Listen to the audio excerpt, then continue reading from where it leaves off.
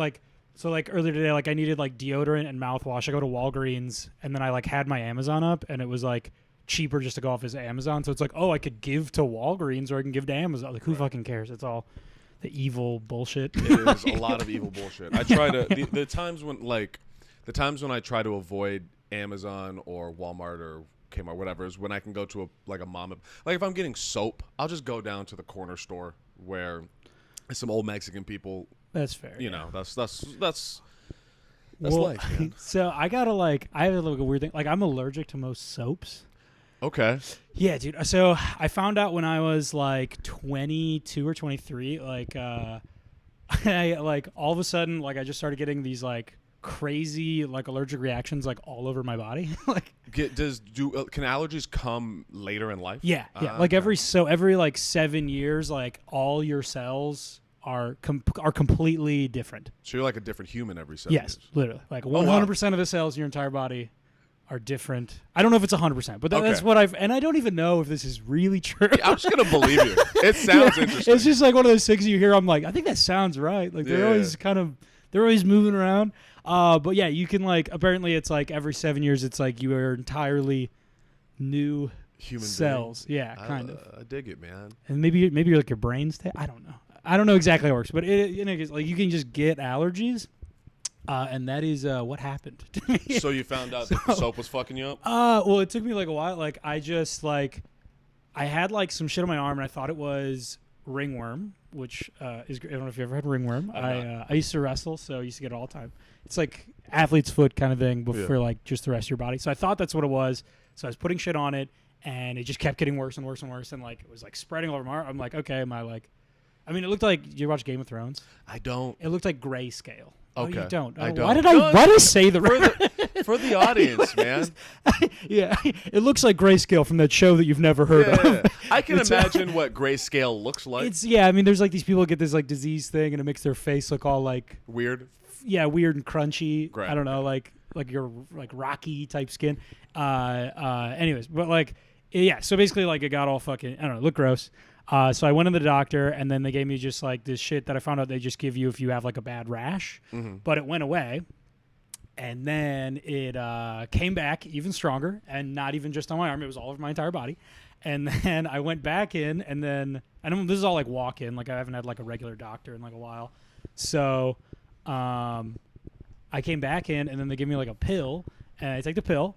And then it goes away again for like 2 days, and then it comes back even harder all over it's all over my like chest, my arms, my fucking legs. It's learning, it's adapting. It was just like, yeah, it was crazy. I mean, just like I had like a friend visit from out of town, and we like went out the night before, and I was like kind of ignoring it, but it's like I'm itchy all over, but I'm like I don't know what's going on, so it's like whatever, let's have a Friday night, get drunk, whatever. So we get drunk, and then we got up in the morning. She's like, "Oh, I was gonna take you guys to breakfast." I was like, "I need to go to the hospital." I was like, I can't, like my skin is just on fire. And then so yeah, I ended up like getting an appointment with this like dermatologist, which took like forever. And then he's like, "Oh yeah, you're like allergic to something, so like throw away all of your soaps and just start over." Gotcha. And I was like, why didn't the last 3 people I talked to just offhandedly mention what it could be? Like they're just like, this will fix it, and then just nothing got fixed. It was terrible.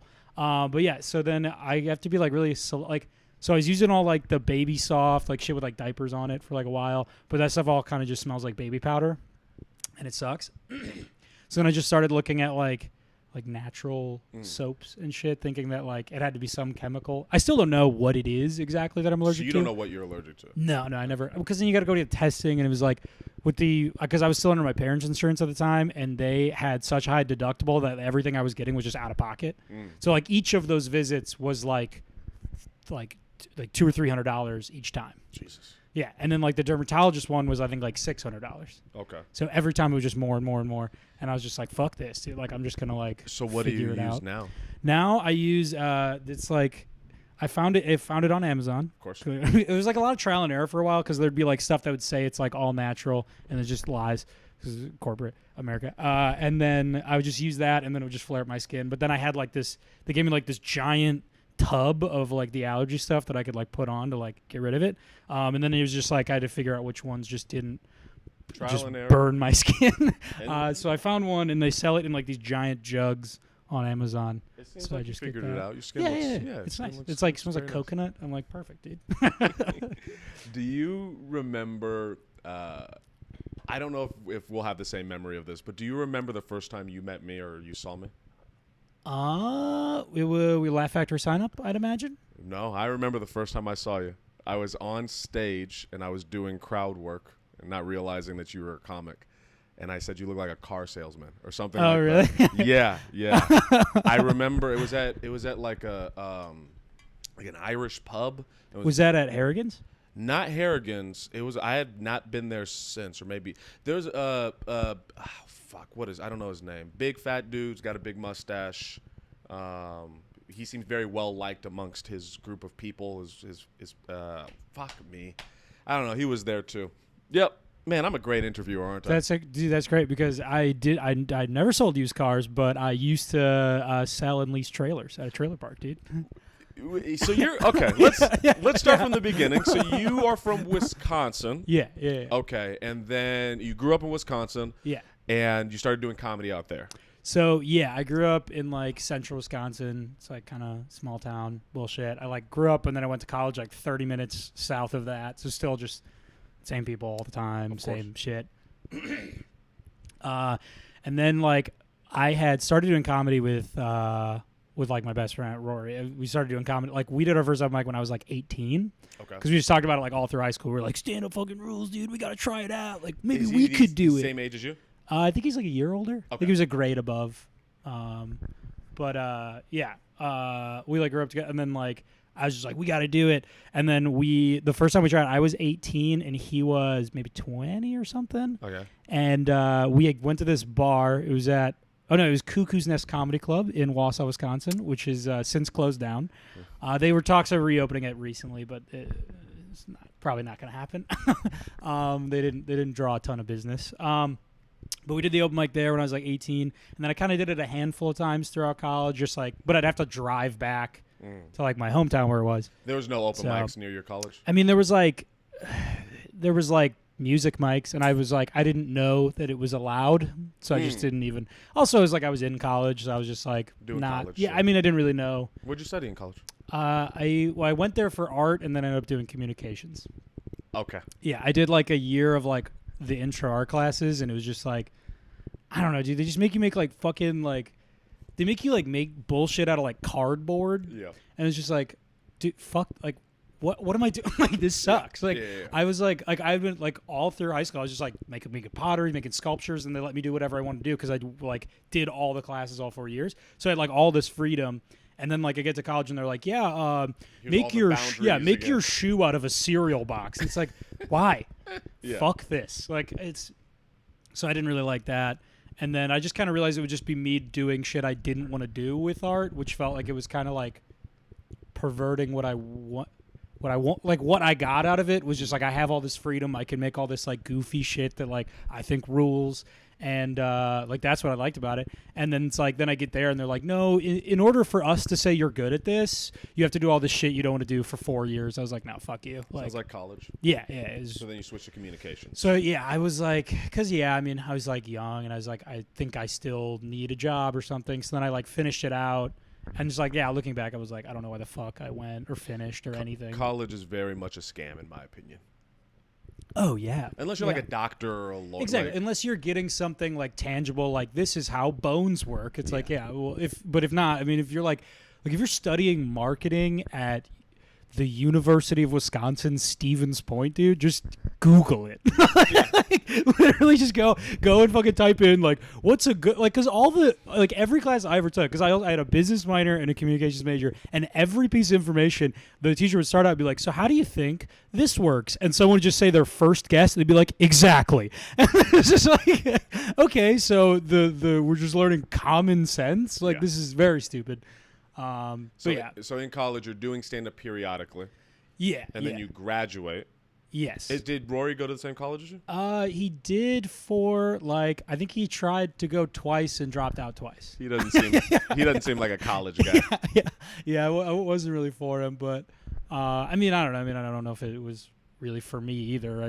You just powered through. Just stuck it out. Well, I was also getting So I was working at a Jimmy John's, and then also I got like a little loan spillover.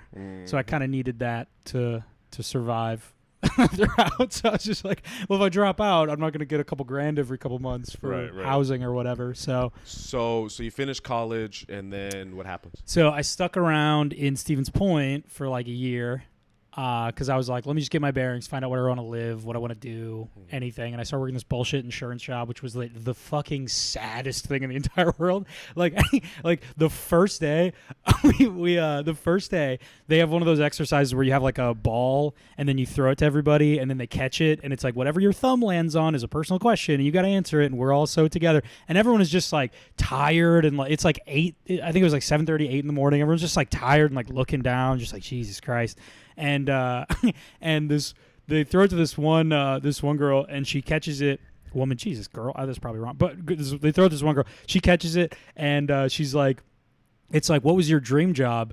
And then she just looks up and goes, well, I always wanted to be a teacher. God damn. It's just like, this is day one of not being a teacher. Like Right. this is day one of insurance sales. Like, Why even put that question there? That yeah, just or tape over it. I don't know. no You'd one's gonna expect it say to be like, insurance sales. yeah, I mean, it's always just like, what's your favorite color? Like, I don't know. Like, Also, but I don't like those. Man, we're gonna get real hippie-ish, but I don't like it when good, corporations or when they try to do the "we're all a family." Guys, Oh my please God. stop condescending. no, to it's me. literally just like, I bet you could look up like coaching strategies, which is basically just like how to manipulate multiple people at once, you know, which is what, I mean, that's what coaching is. It works for football, you Yeah. know, and the military, but, but like if you go to like a corporate thing, it's like literally they're just like Googling like, okay, well, how do I get all of them to believe that We give a shit? Yeah, we give 1% of a shit about their life or anything that they go through. And it's like, oh, well, let's convince them that we're a family and we can talk about whatever. And it's just like, no, I fucking hate this, dude. It's insulting. Like, yeah. This is also like transactional. It's not like, you know, it's not like it's like, oh, I work in insurance because that's where all my friends work. It's like you work there because they pay you. So you can live. Yeah, no one wants to. Literally, the one thing that people in insurance would always say is no one as a kid wants to be in insurance. Yeah, that's not the dream. I did a job interview recently, and afterwards, it's hard to explain. You know, I'm an interpreter. I think you mentioned that. I'm an interpreter. What? American Sign Language. Well, oh, sign language. Cool. Yeah. Okay, I did know this because Yeah. I was about to be like, which language? Portuguese. That'd be nuts. Dude. Right? So yeah, I did this interview, and the recruiter was in the interview, and they asked me, you know, why am I in this? I said I was honest, and I said, you know, money, Yeah. pay my bills. Yeah. You know, I have a skill that I worked on for years. I have the credentials to do it professionally, Yeah. and I've been doing it long enough, so I deserve such and such amount of money because I need to live in the world that we live in, Yeah. which I think is very reasonable. Right. That's like, I want to work here because I have to. Yeah, because I mean, this isn't my dream. Yeah. And afterward, It's like, what, you know, you guys have the best logo. Like, what the fuck? crazy. Then afterwards, the recruiter, bless her soul, she just doing. I'm not mad at her. She just was like, the only thing they had an issue with was that you kept talking about money. It's like, why the fuck else? Yeah. Am I doing a job? Yeah. It's like, I don't know you guys. You guys are strangers. Yeah, we're not fucking buddies. Yeah.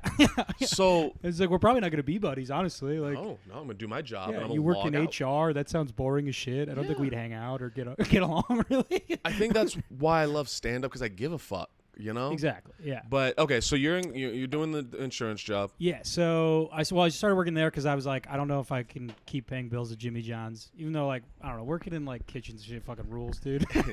It sounds like It's so fun. It would, dude. It was all, I was literally delivery drove, and it would just be like they would give me all the best shifts, which are like, so I'd work like 11 to like 7, so I get like the lunch rush and then I get the dinner rush, but like. Whenever time it like slows down after lunch, that's when they like clean the store and do all the bullshit. But I was like, they would cut all the other drivers, so it'd just be me. Yeah. So then I would just keep driving around. I'm just like listening to music, just like. That's not super chill, actually. Oh, dude, it was awesome. That's one of the best jobs I've ever had. You're in the middle of Wisconsin, so my only experience in life is California and Chicago. So everything's expensive always to me. Oh, But in yeah, shit's so much cheaper. Yeah, in Wisconsin, could you live off of Jimmy John's? Yes. Wow. Okay. So this is crazy. So the last apartment I had was in Stevens Point, Wisconsin. It was in like, so you know every like small town you go to, they always have like a downtown square. Yeah. Is that familiar? Okay, yeah. So it's like in the downtown square. So that's like the most popular area. Yeah. That's like where all the That's where it's bars poppin', are. baby. That's where you go every night there because everybody in Central Wisconsin just tries to drink themselves until they convince themselves that it's like fine to live somewhere. So that's like where you want to be. It was a 2-bedroom apartment. And it was 2-bedroom apartment. It was like massive. We had like a little balcony thing. Rory? I had a roommate. No, it was Rory. I think I'd moved to Madison at that point. Okay. So he wasn't there. It was like my other buddy from like college who was like also still like in school. And the entire apartment was $650 a month. 2-bedroom. Hold on. Let me try to wrap my mind around 2 parking spaces too. Shut Hold on. Yeah. A 2-bedroom apartment. 2-bedroom apartment for in the center of downtown. Center of downtown for how much? $650 a month. And that's each? That's per the whole place. That doesn't make sense. Yeah, $325. You're wrong. You must have done something. That was the most expensive place I had lived up until then because that was the only place I lived in that wasn't a college house. That's yeah. The college crazy. this college house I lived in. It was a big piece of shit. It was not a good place, but it was a 4-bedroom house. I only lived there for like a month and a half, but it was a 4-bedroom house, and it had a garage, a driveway, a backyard. I think it was 2 maybe only 1 bathroom, but each room paid $190 a month. and so what happened was like I had a lease that ended at the end of May, and our next lease didn't start until July 1st, and so I was just living out of my car and couch surfing for like a month because I was like, I'm not going back home. Fuck that. But do you have a good relationship with your? No, we get along fine. You know? Okay. I love my parents obviously, but like it's just like you're a grown man. Our vibes aren't gonna. It's not. I get you. They're not gonna get what I'm kind of about. They're not gonna like, which is like fine. They still live in like my hometown. They're good. They're good people. Just a lot of like differences. I have questions, but I don't know if you don't want to talk about. Yeah, well, I'm gonna get to this. Okay, I'm gonna get to this point, and then I can go address what I'm talking about. But like, oh fuck, where was it? Oh yeah, so. Yeah, we had this like weird gap in our leases. So me and my brother, who were both like living out of both of our cars and like sleeping on couches for like, we did that for like 2-3 weeks. And then some of our buddies at Jimmy John's were like, oh, a room opened up in the house. So we split one of the rooms. I just hung up a tapestry in the middle, and then we just split one of the rooms. Yeah. So my rent was, I don't know, whatever half of $190 is. So like, what's that? $80-something. $85 a month. Get the fuck out of here. I mean, it was a pretty funny house, and like a lot of like the things are just fueled by just pure alcoholism. So they had like this this like old pool table that was like broken. So like the guys there, like they're still my buddies. I just went to one of their weddings earlier this month. But like they broke down the pool table and turned it into a bar in the place, and it was just like, it was just like. Go to Jimmy John's, get done. Everybody who's not clocked into Jimmy John's right now is all getting blackout. We black out. We all meet up at Jimmy John's again in the morning. And that was just summer for all of college. That sounds like that's so cool for a moment in your life. Yes. And then it becomes sad. Exactly. So fast forward to I'm sticking around my fucking college town for a year after I graduate. And I'm going to bars by myself and shit. And I'm just like, this is fucking depressing. I was like, I hate this job. It was probably the saddest I've ever been in my life. And I was just like, this is fucking terrible. And I was like driving to Appleton to do an open mic like once a week or something. Appleton, what, 34, 40 minutes? It was about an hour 15. Woo! Yeah, do that each way. I was going to the Tuesday open mic. I was at Dairyland Brew Pub. Which is just like, it's not like this was a great open mic. It was just like this was a bar that was allowing an open mic. And it was the only one for fucking miles. So I was doing that. And then every now and then I'd go to Madison, which is about an hour 45-minute drive to do the open mic there. But that is like a cut list open mic. And they didn't know. So yeah, the open mic there is like you sign up and you're not guaranteed to go up, and the list comes out a half hour before the show. Okay. So I would go there every now and then, and I think I got up the first time, and then the second time I drove an hour 40 minutes, and then I got cut. I'm angry it's like, for you right now. No. I mean, what they don't know me. I'm just Right. and I was like way worse at comedy than I am now. I mean, it was like, of course they're gonna fucking cut me. They don't know me. I'm basically like a first time nobody to them. Like they have no Respect for you. obligation to me. So to sum up so far, you loved stand up. You did it once or twice. Then you were like, all right, college. Let me be an adult. Finished up college, and then the realization of life hit. Right, exactly. And then I was just like, oh, like this is because at that point then I was doing that like weekly. I'd get like maybe 2 sets in a week, maybe because I'd either go there or do a music mic in like another city. That was in Wausau. Was like 30 minutes away. So basically just like driving everywhere to like have fun one day a week, and then it was just like drinking a ton and like not having a good time. And then I was just like, what the fuck am I doing? Like I hate this job. Like I get I'll need to work somewhere to like pay money, but it's like the only thing that I like doing is stand up. What year was this when you were doing This was 2017 into 2018. Okay. Yeah. Okay. And how old are you now? I'm 26. I turn 27 next month. Okay. And I'm picturing it all. Yeah. Now, before we get to the eventual move to Chicago, I'm curious about your family. Oh, yeah. No, they're just like, again, they're my parents. Oh, yeah? You know how there's like, you gotta like get to a point where you're like, my parents are people. Yeah, exactly. They're people, and they're like they're like you kind of like get what kind of people they are. Not that they're like bad or anything like that, but they're really like Republican, like, fucking, like religious and shit, and like they're very they. Right. Like, okay, for example, my mom, I don't know if this is going to get clipped out. I was put on Instagram. Let me know if you need. No, it doesn't matter. But, okay. Like, for example, I was at a barbecue at my parents' house last summer, and my mom was talking to me. It's because this is, like, during when COVID's going on. And she's like, yeah, it's really hard to work. I just feel like I'm getting discriminated against. And I was like, what are you talking about? Thinking she's like, because thinking it's gonna be like, oh, is I'm a woman, something like that. Yeah. But she's like, yeah, I'm conservative. I just burst out laughing. I was like, we could not be more different people if we tried. Like, I literally like laughed at her, and I was like, I'm not even gonna touch it. I was like, look, we're different people. Like, you're my mom. I love you, but like, Jesus fucking Christ. I have so many questions. Yeah, I mean. Okay, actually, before I start, I have an issue. This is a problem of mine that I'm working on.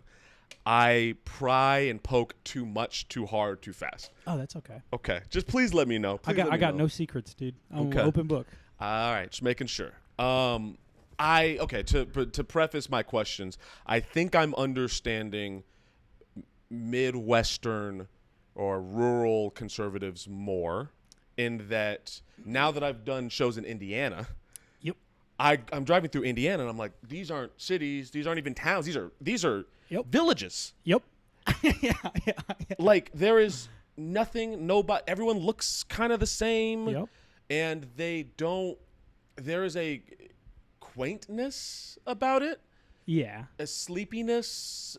It just kind of there's no sense of adventure. Exactly. There's no new ideas. Yes, new ideas. That's the thing is people move to these towns where it's like a good place to raise a family. I did air quotes for the listeners. Of course. But it's like people in these places where it's like a good place to raise a family, and it's like I was talking this with my friend the other day. It's like they'll be like, "Oh, it's a good place to raise a family." It's like, no, this is a good place for you to raise a family. Mm-hmm. It's like I don't think this is a good place to grow up because everyone's just so insulated from what reality is. Yeah, it's like, and that's why like it takes so long for like any progressive like good idea to make it back to a small town because everyone's just like.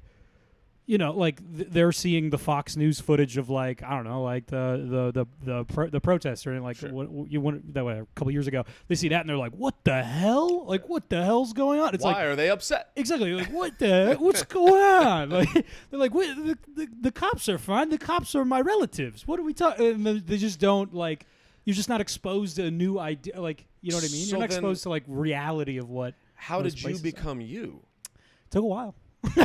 So was there did you used to be very conservative? I mean, see, that's the thing is I don't think I would ever identify myself like that, but it's like when I was growing up, it's like the ideas I'm getting are from my friends Right.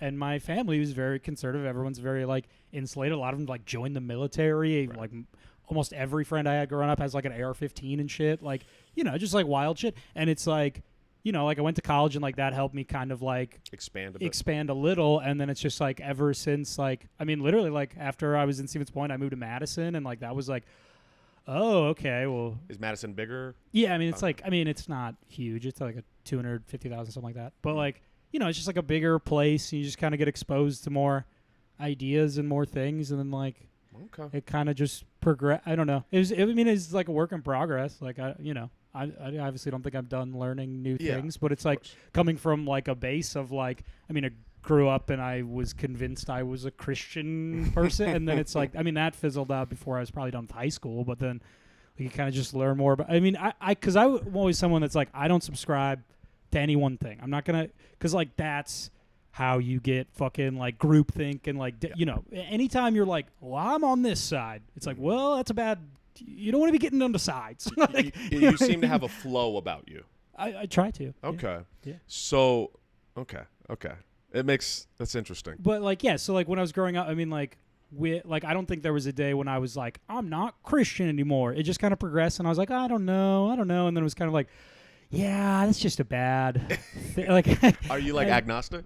I don't know. I mean, I guess. I don't know. I just don't know if I care. I like some religious / spiritual like ideas because it's like no one wants to be like, yeah, when you die, the lights shut off and everything's black. It's pretty horrifying. and nothing that you ever did in your life is really ever going to matter because like you won't ever, you know, that's like a pretty bleak, it's very existential outlook. But like, you know, I like.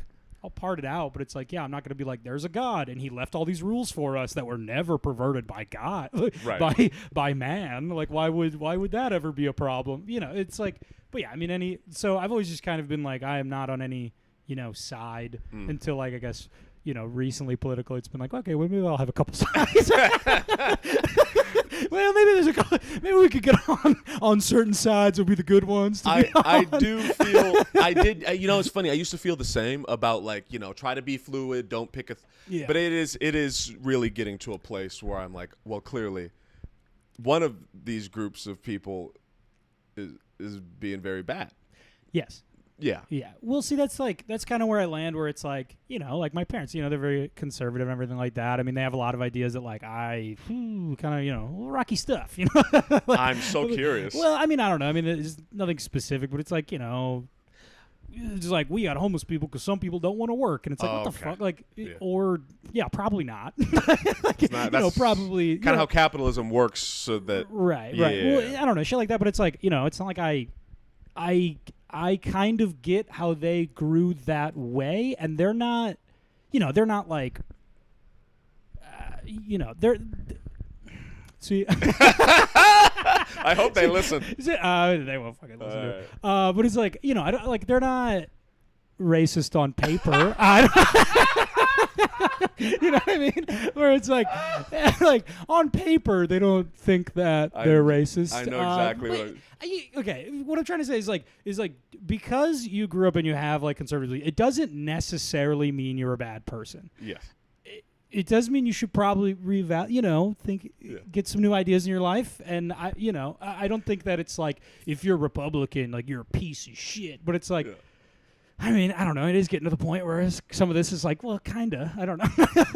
I could give you my opinion if you'd like it. I would like it. I think I grew up in a conservative area as well in California. They have those in California? They do. Whoa. They do. You know, have you been to California? I've only been to San Diego and Los Angeles. Yep, that's what happens. Yeah. Basically, the reason I always tell people I'm from California. You've never heard me say I'm from LA, I'm from San Diego. I've said I'm from California because it's like if you grew up in bumfuck Illinois, right? You're not in Chicago, right? And you know when you leave, if you go to another city and people ask you where you're coming from to do stand up, you don't say Illinois, you say Chicago. I'm from the Illinois of California. Okay, yeah. I mean, isn't that kind of every state though? Yes, every state. Did you ever see when that meme was going? I think, hey, our boy here, Chance the Rapper. I think he did start it. It was like, or I saw him post it the first time where it said it was It was Illinois outside of Chicago, and it was like there'd all be all these pictures of like racist rallies or like KKK shit, and then it branched off to every fucking state, and it was like Wisconsin outside of Madison, Milwaukee, fucking can't think of another state and city, but yeah, it's the city. I mean, we looking out the window. There's so much and so many people. I know, it's great. I love it. It's amazing. I feel like we are kindred spirits in that way, but you look out and it's like you can't. I mean, you can still be ignorant, but you can't ignore that there are other people that exist. Yes. Whereas when you're in a suburb or a small town or whatever, it's very easy to feel like, no, the world, everyone else is crazy, and this is the world. Right. So where I grew up, it had the illusion of a big city. If that, okay. It's hard to describe because I think if your family went to where I was from, they'd be like, okay, this is a city, but it's not a city. Yeah. And very, very much a police area, like like a Blue Lives Matter area before Blue Lives was Blue Lives. Back when they were just the police. Yeah, when they were just the cops. This is here. I think this will put into perspective where I grew up. The high school that I went to was called Martin Luther King Jr. High School. I think they made it in like 2003. They built it, and there was a protest. Let me be clear. It wasn't Fred Hampton High School or Malcolm X High School or fucking with the Black Farrakhan. Panther guys, Huey Newton or Yeah, whatever. it wasn't any of that. It was the good black one. It was the calm one. It was Martin Luther King Jr. Yeah. The guy who was about peace. That guy. Right. Yeah. They protested. The neighborhood protested the naming of that school. They didn't want it to be named that. Well, yeah. I mean, what grounds do you? Exactly. It's just like all these people going like he cheated on his wife. Crazy. Or Well, something like this is that. pre like the internet being big. Yeah. So it was. I mean, because he's black. Yeah, I mean, well, obviously it is just racism, but like, but They I meant, find like, what were excuses. they telling them? Because you know what I mean, like, because no one who's a Blue Lives Matter person. Well, I mean, some do, but it's like for the most part, people with blue lives, they're like, no, you're gonna say only black. It's all of the lives. They So lie to themselves, right? Which is like, okay, well, you're not really getting it, but like. You're ignoring context. This is your narrative that you're going with. That's like, actually, I'm not a racist. I think that all lives actually matter. You know, but it's like, so I'm wondering, like, what they're like, Martin Luther King. No. Yeah. Like, what are you gonna say? If I understand the logic at the time, it was the logic was we don't. This is still just as bad, but the logic was we don't want the colleges to think our children are coming from a black school. Jesus Christ. Yeah. It's still terrible. Okay. But that was their logic. I have been, man, skinheads and getting jumped, getting attacked. Oh, my God. Yeah, I got called nigger all the time. Jesus Christ. I got called nigger at church, like all the time. All the time. So, like, No. where I come from, that's where I come from. Yeah. So but at the same time, these are the people I grew up around, and so I did see their humanity. I had to see their perspective of the world. Yeah. No matter how much they didn't listen to me, like, you're surrounded, and so they're forcing their perspective. So when you say that, like, for instance, your parents are not bad people, I believe you. Yes. I believe you in the sense that I do truly believe they truly believe what they believe is moral. Right. So when they, I assume, against gay marriage.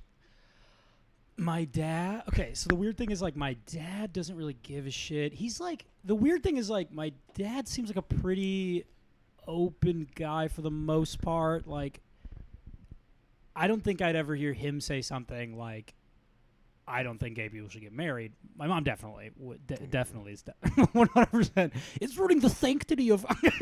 Just like, shut up. Crazy. Who literally cares? Yeah. It's insane.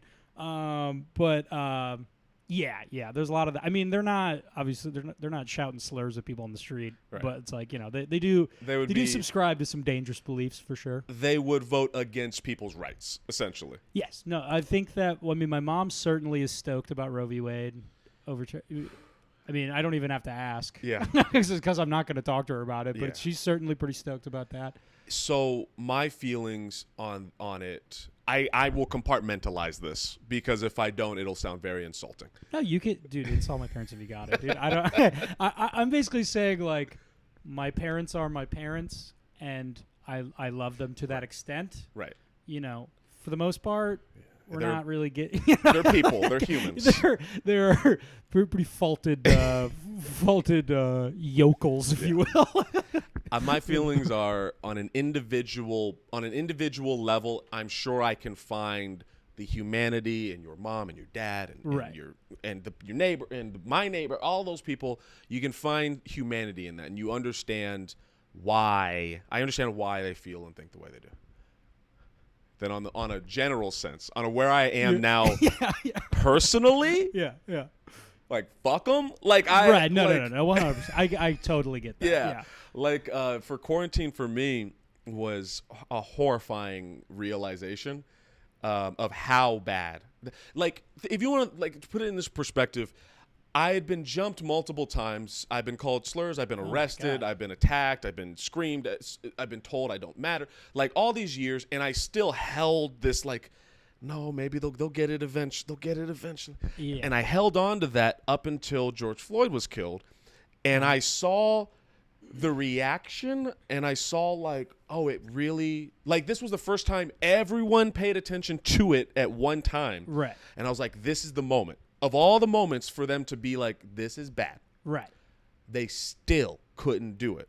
Yes. And I had to buy, because I was living in the same neighborhood. I was living in my grandma's garage. I had to buy guns to protect myself from my neighbors. Oh my they were, God. because they were like Trump flags and Blue Lives Matter flags everywhere. Ooh. And I had a moment, I think I've said it on this podcast, but no one listens consistently, so it doesn't matter. I'll say it again. Well, I haven't heard it. Here's a I've story. only seen your clips on Instagram. I hope you enjoy the clips. I hope They're people nice. like the They're clips. nice. You got some good Converse. Thanks, man. I was walking my dog at night. This was during the protest time, but I was in the suburbs. Yeah. I wasn't in the city. And I was walking my dog, and there's this big white truck, already a bad sign, and it was on the wrong side. It was on my side of the street. Ew.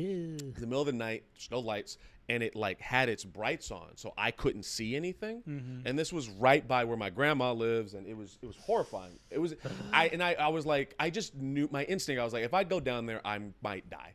So I'm gonna go home, and tomorrow I'm gonna find a way to get some guns. Yeah. Because I don't know what they're gonna do, and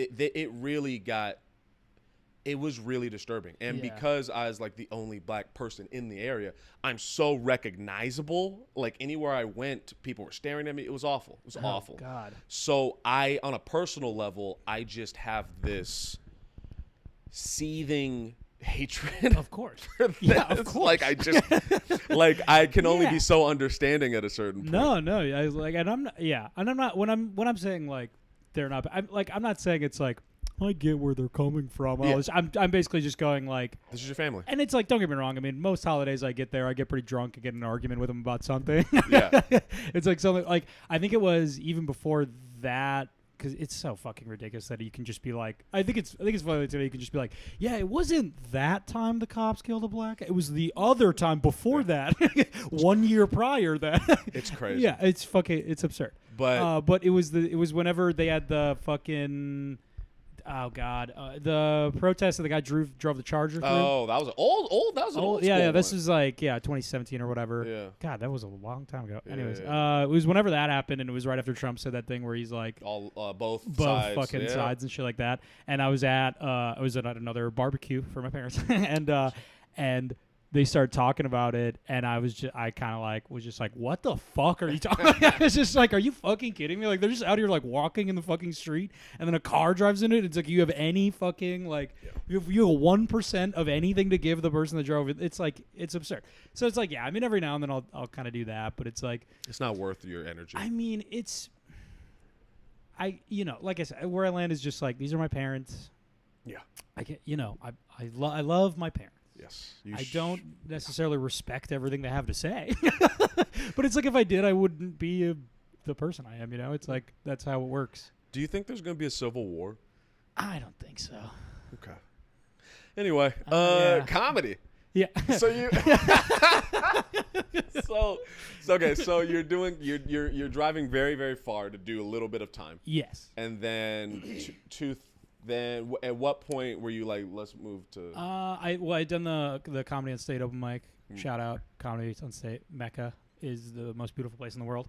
Yeah. So I was driving down there doing that, and it's like pretty much after the first time I did it, I was like, I gotta get the fuck out of here. Like, this is like, there's this place. I mean, they had just even the idea of like multiple mics in the same city, like just in a week. I was like, what?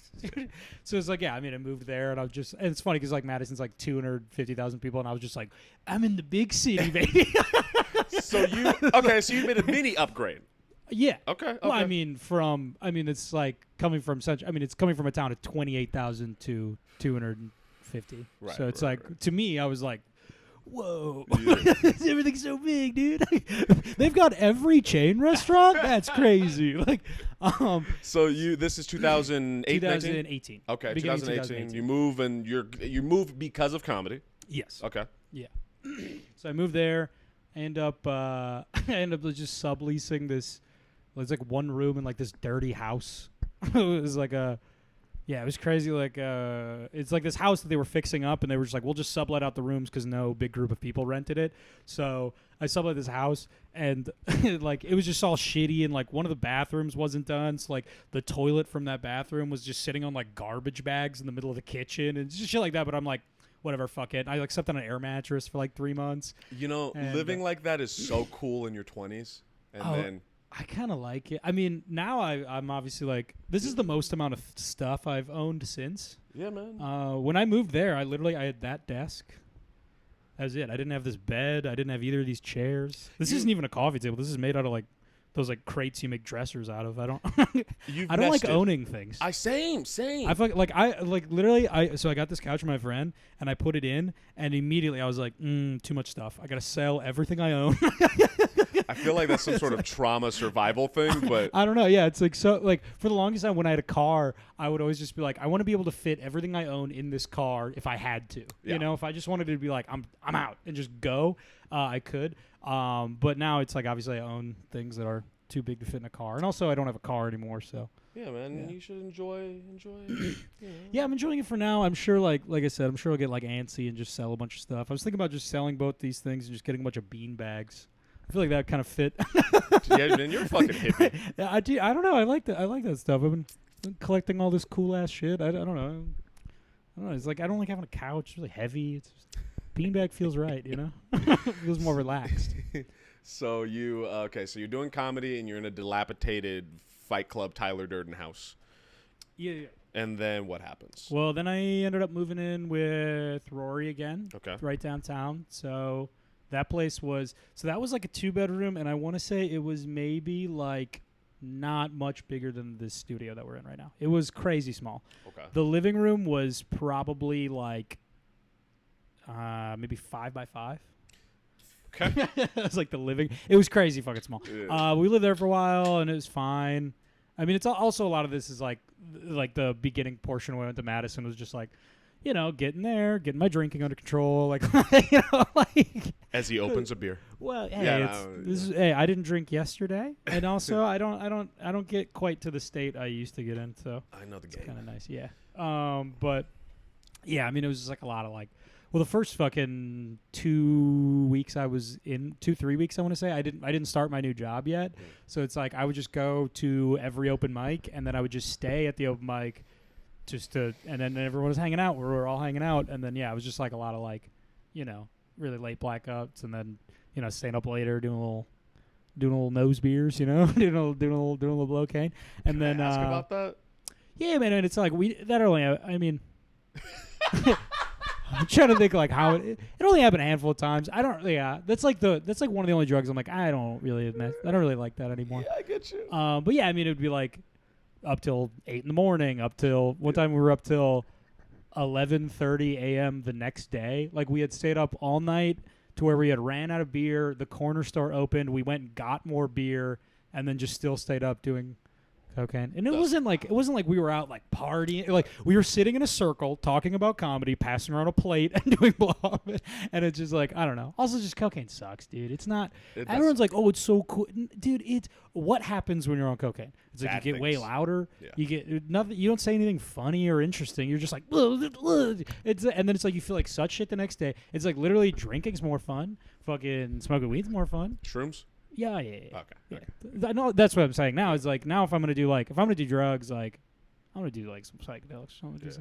I've been watching this. I knew I was gonna fucking talk about this. Let's hear it. I knew I was gonna. I just watched that like documentary on Netflix. That's like. I heard about this. Oh my god, it's awesome. I need to watch it. Oh yeah, dude, Okay. it fucking rules, dude. It's this like the fun part is that like everybody he interviews, like the aggregate age is like maybe 62.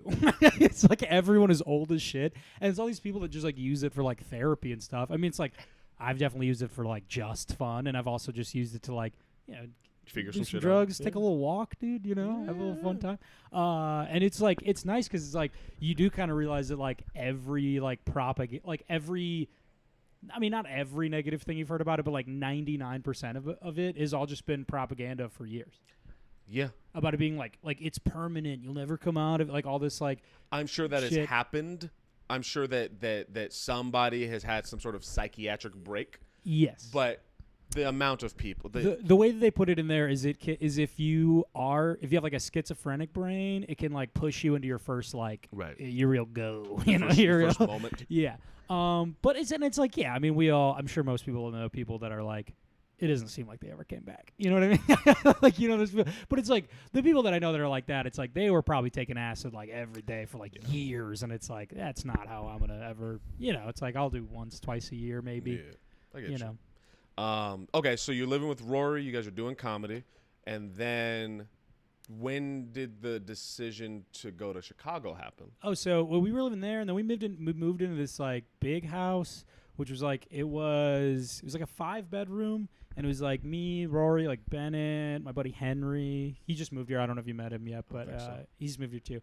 And all we were comics? all comics. And then our friend Jenna, who's not a comic, and then it was the girl Rory was dating at the time. And then so we had like it was a lot of people in the house, but the house was big as shit. I mean, it was like massive living. I mean, it was so nice, dude. It was like this massive living room. We had like a balcony out of the main area. I had a balcony out of my room. Nice. And then it was also lofted, so we had 2 bathrooms. We had a jacuzzi. It was fucking awesome, dude. Like so for a little bit there, it was like this is it, dude. We're doing it, dude. It's all my buddies in a house. Yeah. We're doing little jokes, and it felt fucking awesome for a little bit there. Then COVID, and then you know just drowning and. You know, fucking lack of purpose for a while. Well, the other thing is, like, that's when I was working for that trailer park, and I didn't get one day off. I worked the whole fucking thing. You worked all throughout quarantine. 100%. I didn't miss a day. It's funny. I've rarely met anybody that has a middle ground. I met people that when quarantine happened, their lives shut down, and then I met people when quarantine happened, they worked every day. They worked way more than they. So well, the thing is like what happened with me having to work today, that felt almost like worse than fucking like my life shutting down because it's like if I'm doing nothing, great. You know what I mean? Like little vacation. I don't have anything to think about. You know, I'll keep busy with hobbies and shit. But this was now I'm a fucking worker bee, dude. I don't have a brain anymore because I gotta go to work every day. And then it's like I come home and it's like, well, what do I do when I usually come home? I go to write. I go to fucking do an open mic. I want to go do the thing that makes me feel alive. And it's like here I do that. I get home and then nothing. So it's just like dude. I'd literally just get home. I would play video games for 8 hours and then I would go to bed. And it's just like, like at one point, I remember I had beaten Legend of Zelda, the Breath of the Wild. Check it out. It's awesome. I beat Legend of Zelda, and I was just like in the game, just running around on the horse in the game. And like, I can't remember, one of my roommates was just like, is everything okay? And I was just like, oh yeah, I'm just drowning. I don't know. Like it's just like I have no purpose except for like the already, corporate cog I am. It's just like I mean it just sucked. It feels like quarantine has shifted so many of our perceptions of what is life, what life should be, Sorry, I'm picturing you zonked out. Oh, it was, dude. I mean, just dead in the eyes, like not even looking at like just looking through the TV and just moving my hands on a controller, just like. Well, also, for a while, I tried to do. Oh, this is great. So right when the shutdown hit, I still had a lot of fight in me. I'm like, of course. Oh, it's shut down. Oh no, what? Oh, silliness is canceled now. Oh, I can't be silly anymore. Fuck that, dude. I'm gonna be silly as hell. So I I go to do. So I started doing these eating challenges, for lack of a better word. But yeah. So I start off and I'm like. And I'm just talking to like my friends. I'm like, oh, yeah. So tomorrow I'm gonna do the Impossible Whopper challenge, and they're like, "What's that?" I was like, "It's the challenge. You never heard of the challenge? It's just a thing I completely made up." So it's like I'm gonna try to eat 7 Impossible Whoppers in one sitting. Did you do it? And every time I'd be like, "Why are you doing that?" I'd be like, "Well, they said it was impossible." So yeah, I drive to a Burger King. I get 7 of them, and there's a YouTube video of it, which is pretty fun. But so yeah, I drove to Burger King and I was like, yeah, I'll have the Impossible Whopper challenge, please. And they're just like, what? And I was just like, that's 7 Impossible Whoppers, no fries. And it was like, and a Diet Coke, thank you. And then they're just like, anything else? I was like, no, just the challenge today, thank you.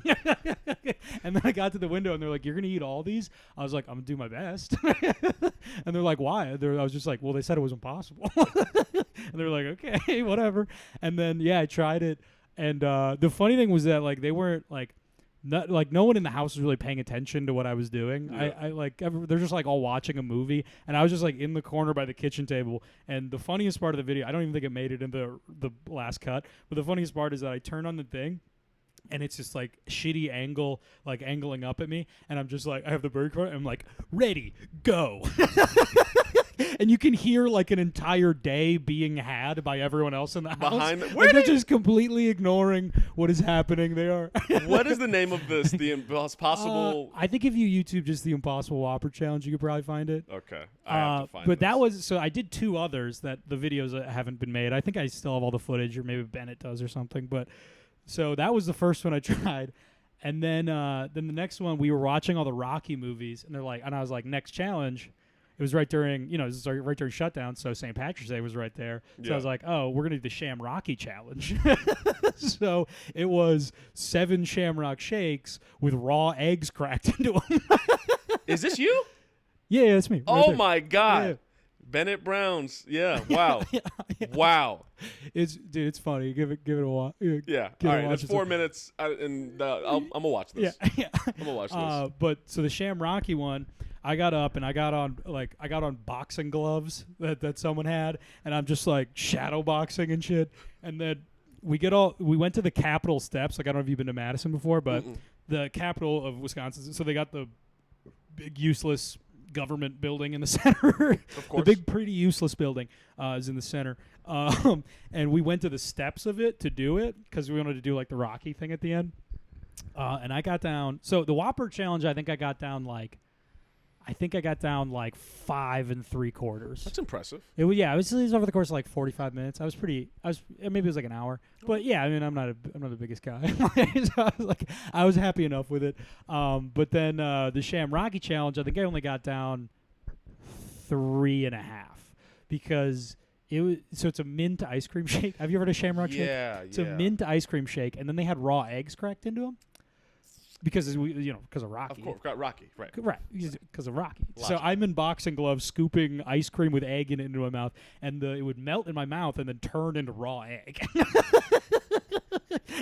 And I don't know if you ever had raw egg melt in your mouth. Oh, it's a really horrific experience. So I didn't make it far into that one.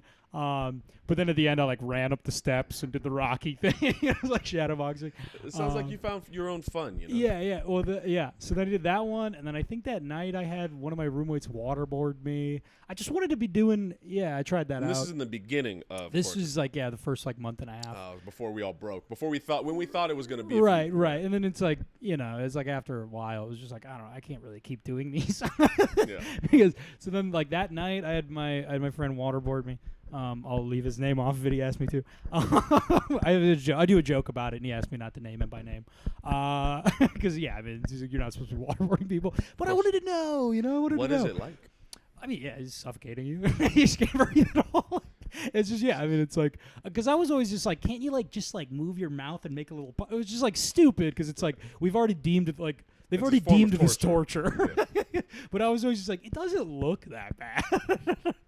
But yeah, no, it's just definitely torture, just definitely suffocating you. So this, I mean, you might as well just be dunking someone's head in water. Sounds about right. Because like the towel like suctions around your face. Right. So if you try to inhale, and then it just fucking makes this little. Yeah, it's a nightmare. But I mean, we only did it for like a couple minutes, just a little bit of waterboarding, just to get an idea.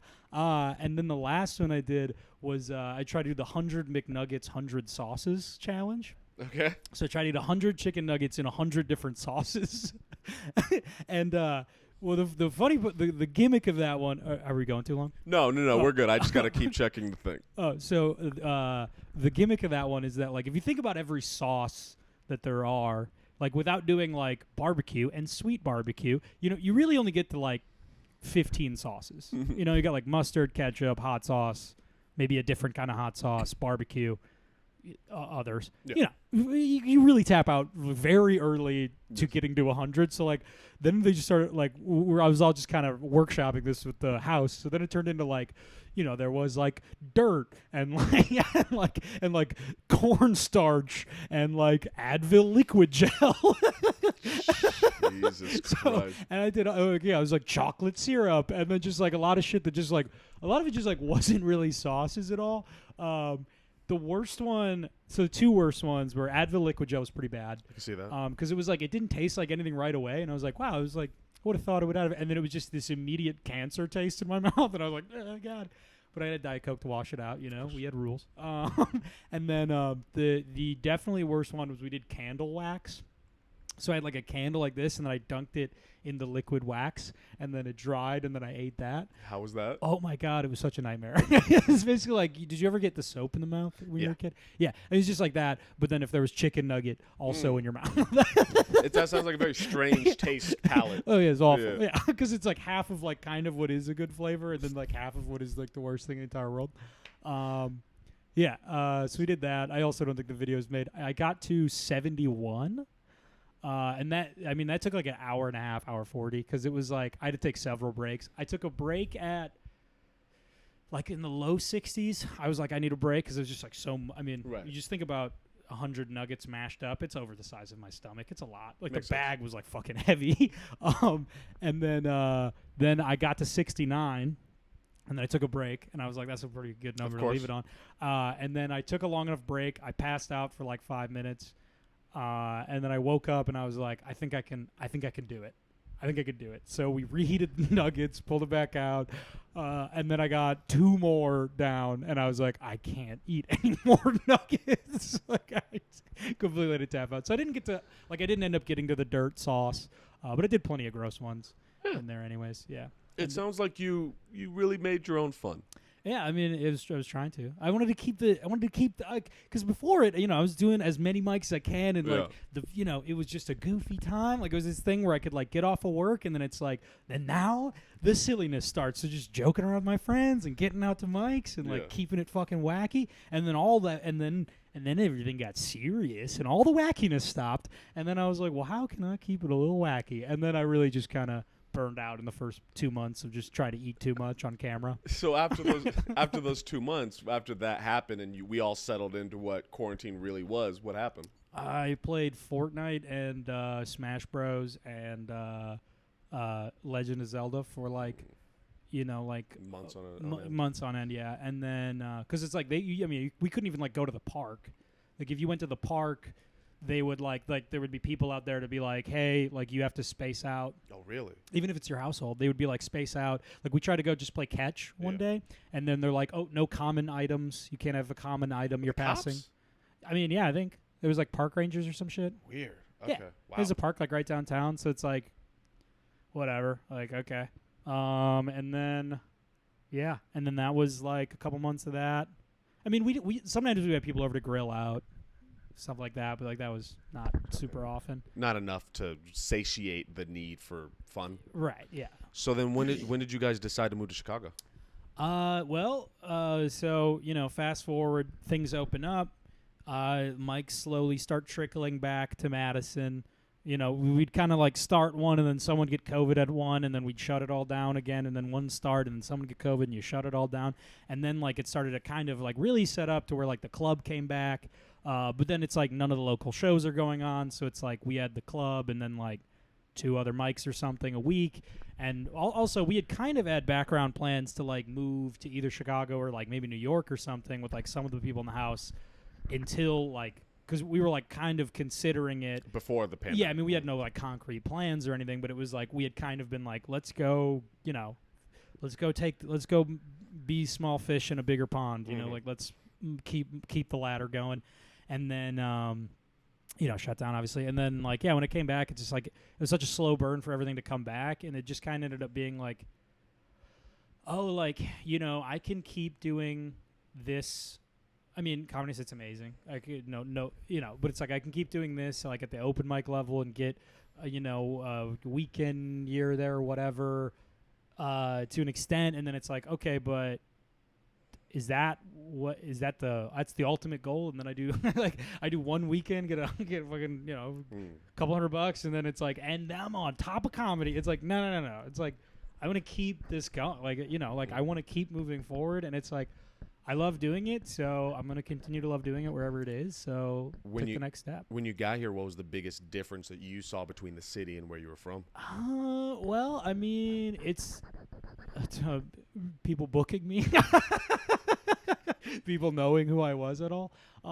That's definitely been like... That was when you moved here? Yeah, I mean, because it's like before, you know, in Madison's, like you get on local shows, you get up, there'd be like brewery shows and like other places you kind of hop on, like... You know, I'd drive up to like Skyline and shit. I did like a weekend there. You know, there'd be like little pockets you could kind of get out of town and do that.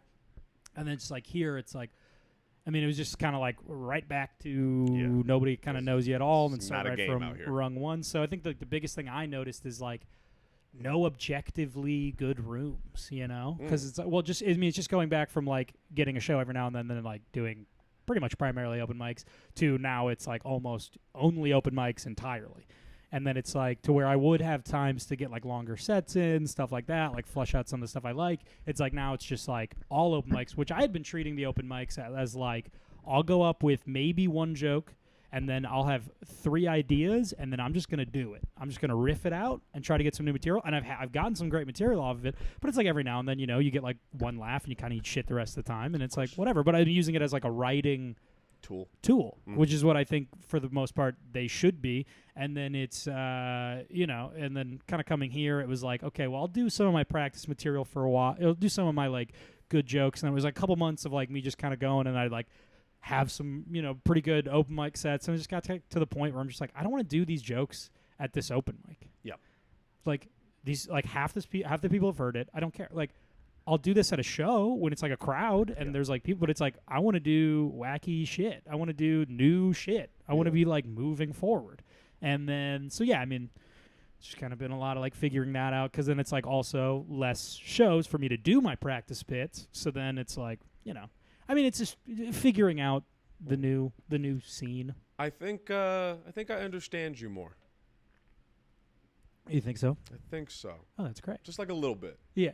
Like incrementally. Yeah. Incrementally understanding you. Just like you're just very light.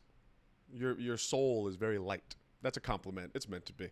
This like is sounding in terms of weight, or no, in like terms of like glowing in the dark. Have you ever met somebody? Okay. Have you ever met somebody who is kind of a drag to be around? Oh yeah, of course. And they're just, their whole vibe is heavy. It's just something about them where it's like, oh, yeah. Like you're not a bad person or anything like that. But it's just there's something about you that's just like, I just feel kind of down. Yeah. You don't feel that way. You just feel light. You feel light and breezy.